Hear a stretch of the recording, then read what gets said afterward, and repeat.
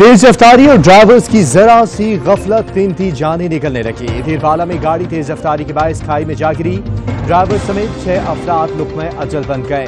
तौसा शरीफ में तेज रफ्तार ट्रालर की मोटरसाइकिल को टक्कर से एक ही खानदान के 3 अफराद जान से चले गए।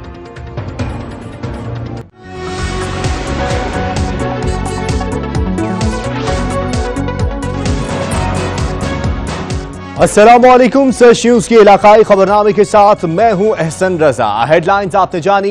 इलाकाई खबरनामे का बाकायदा आगाज करें और आपको सबसे पहले अफसोसनाक खबर दें कि तेज रफ्तारी और ड्राइवर्स की जरा सी गफलत कीमती जानें निकलने लगी है। मुख्तलिफ ट्रैफिक हादसात में 10 अफराद जान से चले गए।